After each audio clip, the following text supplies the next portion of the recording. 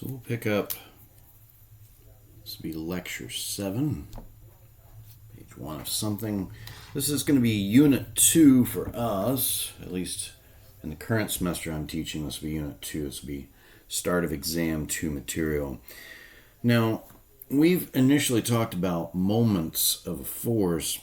The underlying principle behind moments is a vector operation that we call the cross product. Now, we've done very simple moments only involving two-dimensional forces and distances, and those you can do really without having to really understand the cross product. But if we begin to introduce three-dimensional moments, where we really talk in depth about two-dimensional moments, we need to understand this operation called the cross product. So this is a type of vector multiplication, whereas remember the dot product is another type of kind of like vector multiplication, but where the dot product gives you a scalar quantity, the cross product actually yields a vector, C. And so if I cross A with B, A cross B yields a C vector, and the magnitude of that C vector will be the magnitude of A multiplied by the magnitude of B times the sine of the angle theta between them. That's the magnitude of this vector, and then it's going to be multiplied by a unit vector in the direction of the C vector. And so C is always going to be, if I draw A and B, vector A, vector B, vector C will always be, vector C, I think we've mentioned this before, will always be perpendicular to both vectors A and B. So in two dimensions, if vectors A and B are in the xy plane, vector C to be perpendicular to both of them must be in the z direction. If vectors A and B both have both vectors A and B have x, y, and z components, then vector C is also going to have x, y, and z components, most likely, depending on their orientation and direction. But that's going to be kind of the expectation. Now, that's kind of the theory behind the cross product. And by the way, the cross product always follows right-hand rule, where to go from, if I'm crossing A with B, to go from A to B with my right hand, if I close my fingers to go from A to B, my thumb will point in the direction of C. So that's what we call the right-hand rule. We've talked about that before. That's how we determine the sign of moments, whether they're positive or negative, is based on right-hand rule. There are some things we can do, things we need to know about the cross product. What kind of operations can we expect or do we observe out of the cross product? A crossed with B is not B crossed with A, but they are opposites. A crossed with B is going to equal the negative of B crossed with A. Again, that goes right-hand rule. If I point my fingers in the direction of B, so to speak, and I open my fingers to go to A, then that's opening that right hand, which would be the same as, it's kind of hard to see. I can't quite spin my thumb that way, but to go from B to A, notice my thumb is actually pointed in the opposite direction, the negative direction, the opposite of C. So A crossed with B would be the negative of B crossed with A, or B crossed with A would be the negative of A crossed with B. And so you're going to get essentially the same magnitude, but just the opposite direction. If I introduce a scalar, lowercase a, if I take A crossed with B and I multiply by this scalar lowercase a, that lowercase a could be multiplied or scaled to either the A vector or the B vector but not both. And so A, lowercase a, capital A crossed with B, or capital A crossed with lowercase a, B. These are all the same quantities, so you can multiply by a scalar and just basically scale one of the vectors up or down depending on the value of A.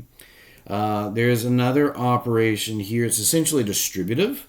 If I cross A with the sum of vector B and vector D, for example, then I would need to distribute that cross product. So that would be the same as A crossed with B added to the vector that comes from A crossed with D. Now, if we talk about unit vectors, your standard unit vectors, if I take I crossed with J.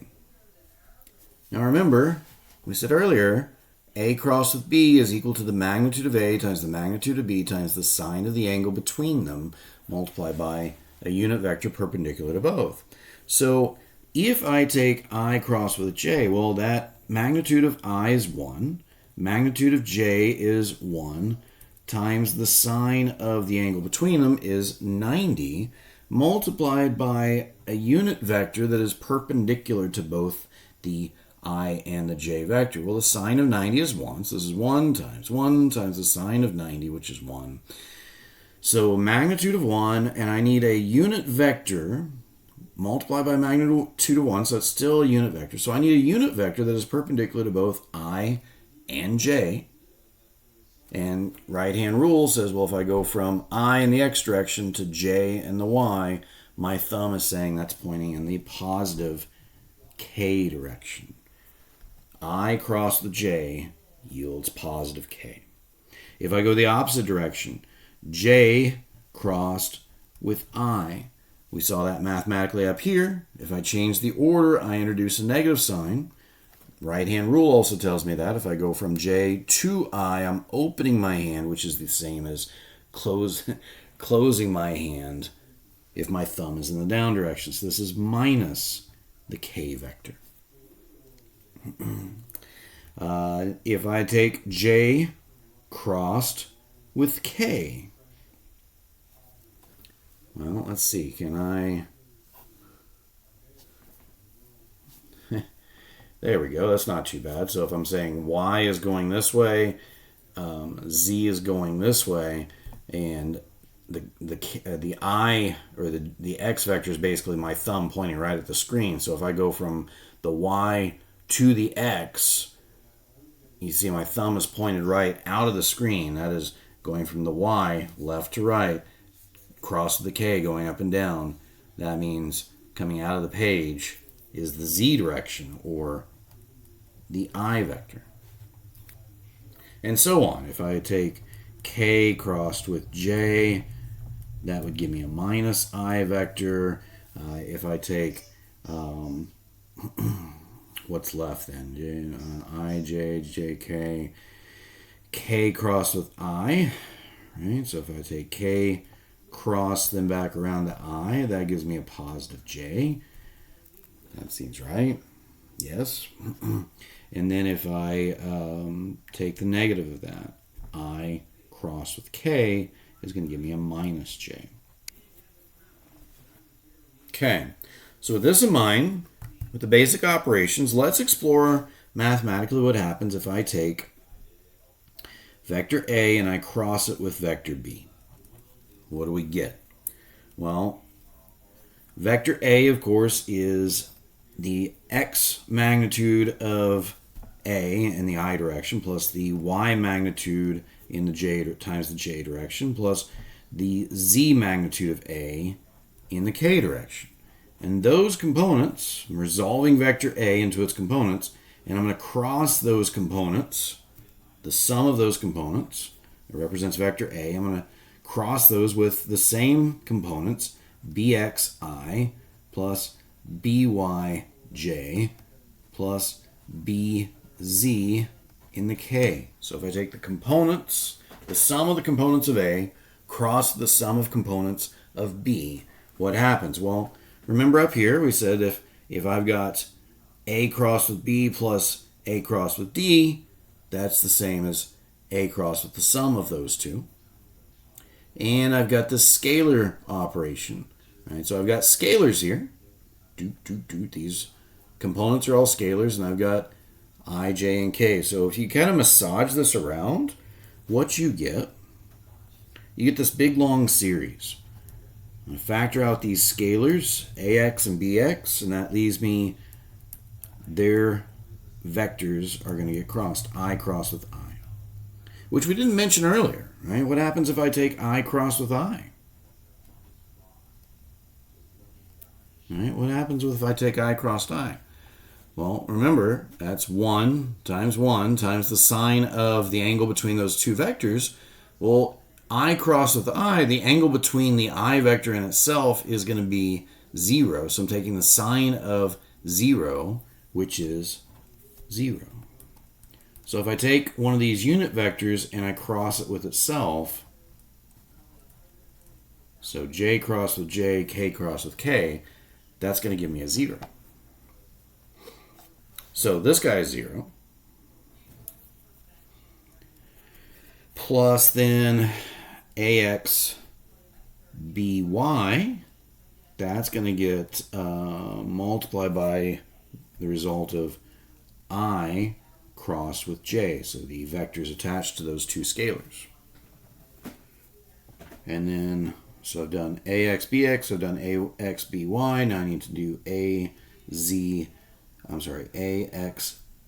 BZ and multiply by the cross product of their two attached vectors. That's going to be I crossed with K. So that's one set. I've taken AX and distributed it through to all the components of B. Now I need to take AY, so plus AY, BX. This is going to be J crossed with I, and so on. I'm going to do that for AYBY and AYBZ, and I need to do the same thing for AZBX, and this is going to be K crossed with I, plus, and then AZBY and AZBZ. So you can write all those out if you like.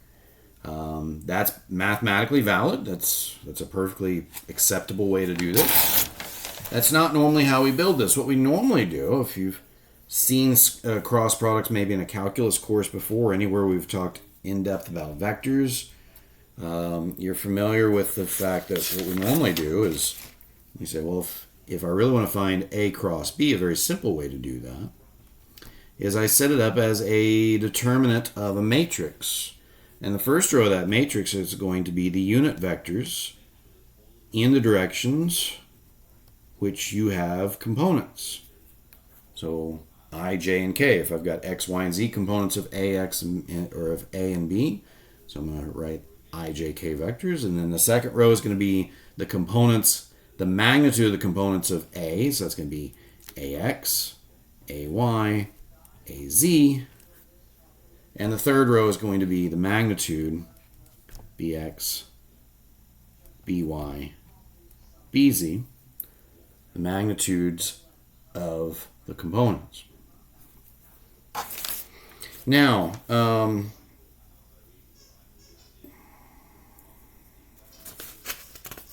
it. I'm sorry, I lost my place for a second in my notes. So, I'm hoping you have some way of finding the determinant of a matrix, a 3x3 matrix.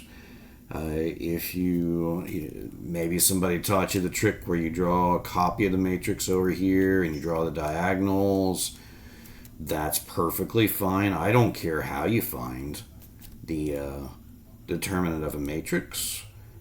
You're welcome to do expansion by minors. If you're not familiar with that, go watch some videos about determinant of matrix expansion by minors. Go look that up, and I'm sure you'll find somebody who will walk you through exactly how to do that. It's been a hot minute since I've done that, so I'm not going to try to tell you how to do that. But this is, but if I just kind of know this method where you take this, this, and this, and those are all positive, and then you take this. I don't know if you can see colors. I struggle to see those two colors. I use two different colors there. That's not good pens to do colors with. That's okay. So what is that? Steve, what the heck does that mean? That means the determinant of this matrix. In a 3x3 matrix, there's this neat trick where you can do these diagonals. And so that's AY, BZ, I plus AZ, BX, J plus AX, BY, K. And then minus these other terms. So minus AY, BX, K minus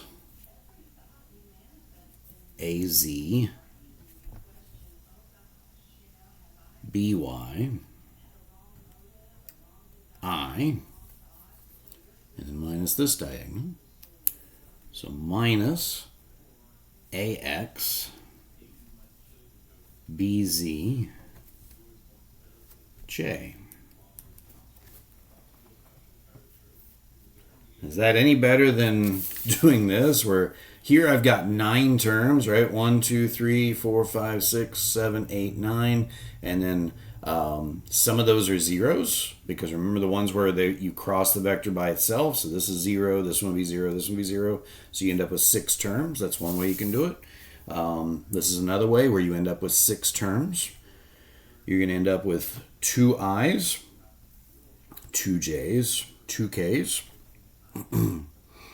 However you want to do it, I am perfectly fine. It's to get from essentially from here to something that's effective. Again, a common way is you build a matrix and you take the determinant of that matrix, and whatever procedure you want to do that with is just fine.